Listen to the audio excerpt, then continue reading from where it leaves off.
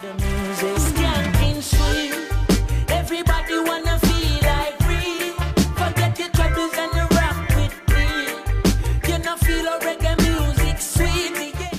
Hi, it's Melanie. And my name is Urel. Welcome to our channel. So today is going to be fun and interesting. We're going to talk about our experience and our trip with going to Urel's roots, Jamaica.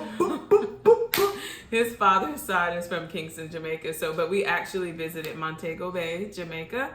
And we visited May 13th, which is my birthday, to May 17th. Yep. So I'm going to start with the best time that we think you should visit. Also, keep in mind that the time zone is an hour back from East Coast time. So we're currently located in Atlanta, Georgia, and we arrived there and it was an hour back. So just for a heads up, the time zone is different. And the best time to visit would be in the winter and early spring, because later in the spring, is when hurricane season begins. So yeah, definitely try to visit between late winter and early May, right? Yeah, we the whole time we were looking at the week before what the weather was gonna look like, and we got completely bamboozled. It said it was gonna rain every single day, thunderstorm every single day, but when we was there, it didn't rain at all. It was no thunderstorms, no nothing. Weather was clear. On the flight there, the weather was clear. On the flight back, it was a little rain around some of the Caribbean islands, so we had to take a detour. But the entire time we were there, weather was nice, but it's hot. Humid hot.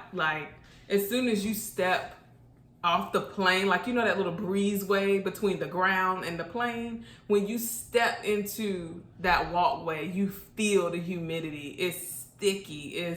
I had sweaty balls. But yeah, it was really hot and sticky. For the women, your hair, I would definitely do something like this. These are called spring twists, bomb twists. Any type of twist that you're okay with getting wet. I actually washed my scalp too, so that worked out.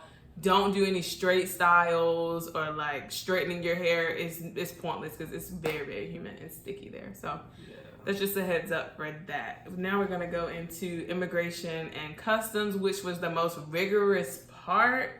I'm so glad we had an early flight.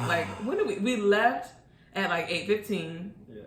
And technically we landed at 10:15, but we landed at 9:15 because they're out back. But that was the longest process. We didn't leave the airport in Jamaica until 11, 12 o'clock. So we flew from Atlanta International to Jamaica. Montego Bay. When you get to the Jamaica airport, you gotta understand that this is a third world country also. So they do have, updated stuff, but when you get there, you're gonna see the country for what it is. As soon as you land, you're gonna see nothing but ocean, nothing but country. But it's a great, I can't complain about it. It's a great experience. Yeah. Now, one thing you should know is on the plane, when you're halfway there, they pull out these documents for you to sign and confirm that you are who you say you are, that you don't have X amount of cash on you. I think it was you can't have more than $10,000 US cash on you. It was some type of financial restriction on currency. That's another point we should talk about, changing your currency. Okay. Yeah, tell them about the currency. When you go, this is something that my father told me. All Jamaicans, anybody, when you go to Jamaica, do not exchange your U.S. money. If the dollar that in the country that you're in, if the dollar is more than the Jamaican dollar, do not exchange your money, because Jamaicans value the dollar more than their own dollar. Because I think a dollar for us to them is $100 something dollars, $100 and some change. Mm-hmm. So when you give them American money, they're actually more appreciative of it because it's more than the dollar that they have. Yes, they live off tips there. $1, $2, $3 goes a long way. We were tipping for every little thing. If they came to our room, tip. When they took us to the resort, tip, everything. A couple of other things that I think you guys should be aware to bring, obviously your passport, but make sure you have your passport everywhere you go. Everywhere you go. Everywhere. And we had copies of our passports in our luggage, in our carry-ons, And then we had fanny packs that held our actual passport. Like we had copies everywhere just in case something went wrong or like the passport got wet or we lost it, whatever. We had multiple copies stashed everywhere. Get a passport cover for your passport. Make sure it's enclosed at all times.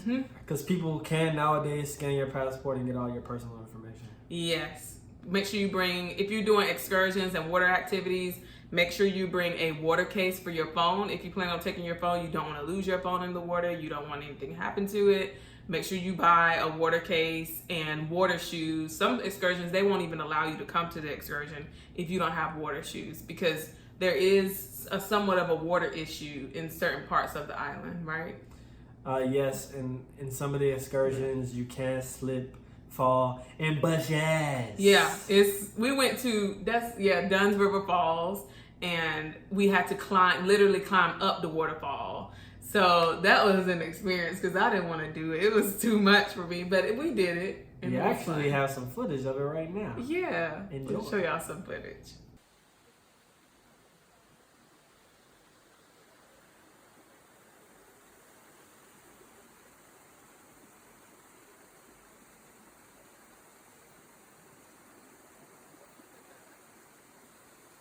Okay, so I hope you enjoyed that. Now we're going to talk a little bit about like consolidation when packing, because as you know, airports really do get a lot of money from bagging. So we consolidated and packed everything into one, Yeah, right? so some key things to think about. Southwest allows you to have multiple carry-ons, which is a good thing. I'm not too sure about American Airlines. I think they have a one bag policy and then you check in. Delta, you can kind of freak the system because a lot of the times, let's just say your flight is full and you didn't book your luggage, they'll actually book it complimentary. So that's something to think about. Yeah. But I think to do it with a bag, I think it was like $30, $25-$30 there, $25-$30 coming back.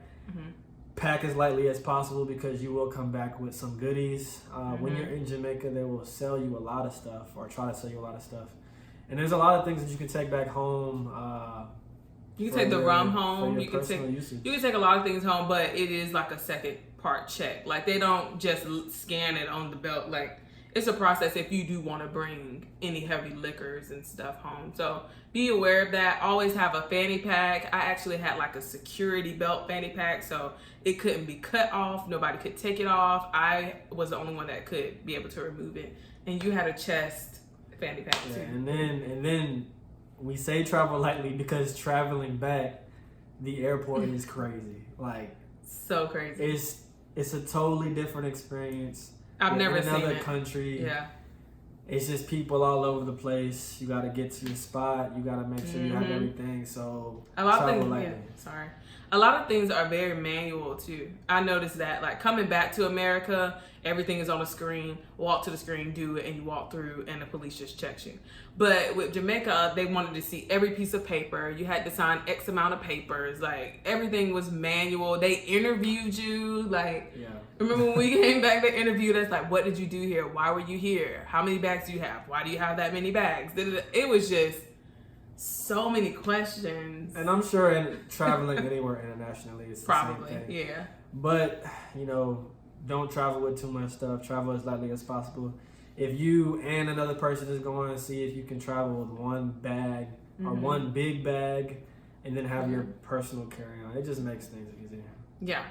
Now, what I will say is, we probably should have disclosed this earlier. We did Delta vacations, and it was like everything was all inclusive, including coming from the airport and going to the airport from the resort.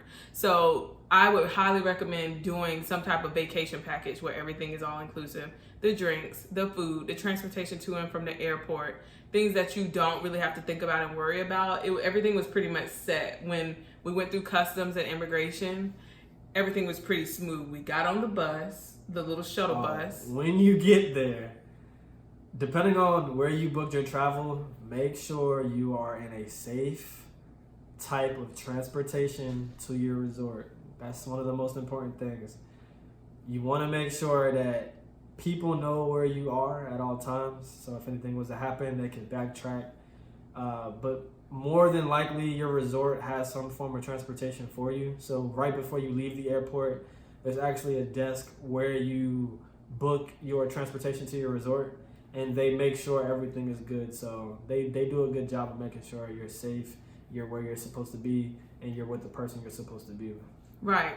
But don't think you can just rent a car and go where you want and do what you want. They do drive on the left side. They don't drive on the right side like America. So it is a very unique experience driving when they're driving on the left side. The speed limits are not as seriously documented, I don't think, because they were driving really, really crazy in Jamaica. So just be aware of those little things, and we'll talk a little bit more now about the resort itself. The resort we stayed at was the resort, the Rell Palace, Jamaica. Don't get it confused with the other Reus. There's other Reus right beside it, like the Rell Reggae, and then it's like another Reu, which is more family based. We went to Rell Palace where it was 21 and up, adults only. And it was really, really nice, but you know, we did have some pros and cons to that. So I mean, the resort was nice. There's a lot of stuff that you can do at the resort. You can also book your excursions through the resort. They have somebody who's designated to you and the other couples that are there to make sure that you have the best experience as possible. The rooms are okay. Just be mindful that you want to make sure everything in your room is clean. If it's not, they'll easily, make sure that you're properly taken care of. So the resort was nice. Everything was all inclusive. The food is different. If you want to experience some authentic Jamaican food, you'll normally experience at the resort we were at. When you go to like the cafeteria area, they have some Jamaican options, and then off of the resort. Now going off of the resort, you want to make sure you're safe again. At your resort, they have different taxi services that can take you. They are a little bit pricey. They'll charge you in American money, but it's the safest way to go. They'll sit there with you, and then when you want to come back. You pay them the amount that you want to pay them, and I mean, you have fun. Yeah, it was a good experience. I enjoyed the resort. It was a little different. The food, it was a little different. It just wasn't.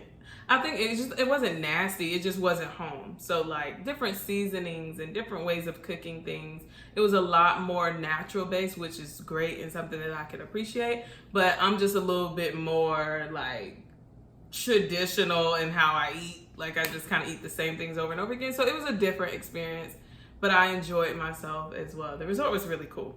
And we did 2 excursions, Dunn's River Falls, which is what we've already mentioned. And then we did Martha Bray's bamboo rafting. It was so relaxing. So relaxing. We actually have a video for you. This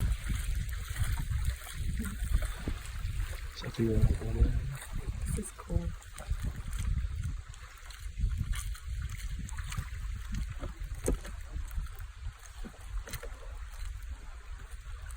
It's just so peaceful.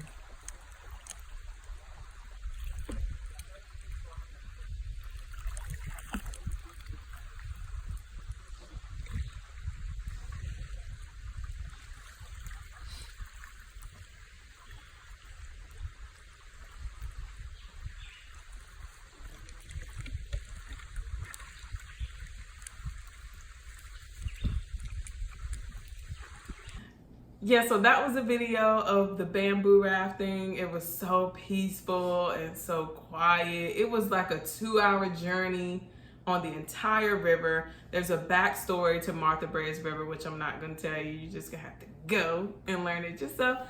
But it was really, really, really cool. So what's something that you think you would have done differently? Well, we would have stayed a little bit longer.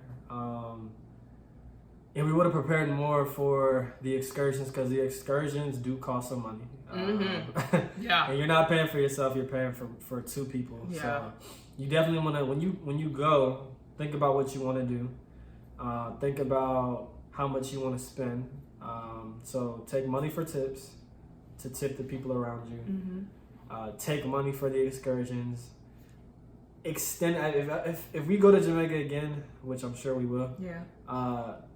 I would definitely say a week is a good time to enjoy everything, to see Monday to Jamaica Friday, for like a itself. full Monday to Friday. Go to some of the outside restaurants like Scotchies, etc. Ocho Rios. Yeah. Go to Ocho Rios too. Go to different parts of Jamaica. Yeah. Be mindful, of course, of where you travel. But just enjoy the island for itself. It's a lot of history. It's a lot of stuff. Even me being part Jamaican, my dad being full Jamaican, there's a lot of things that I didn't know and a lot of things that I learned while being there. So it's actually really, really cool. Yeah, it's really cool.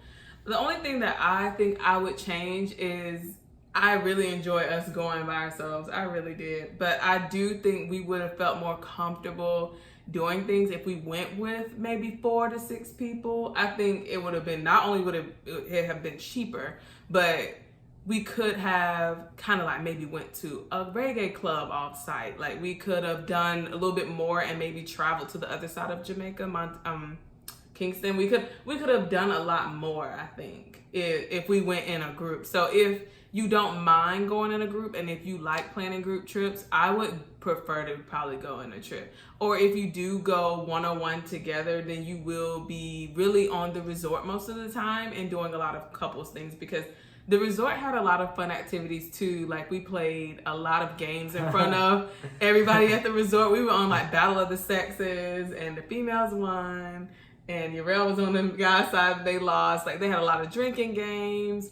And if you didn't get something right, you had to take a shot. It was just a lot to do right there on the resort. But because we were at a 21 and up, I felt like we were probably the youngest ones there.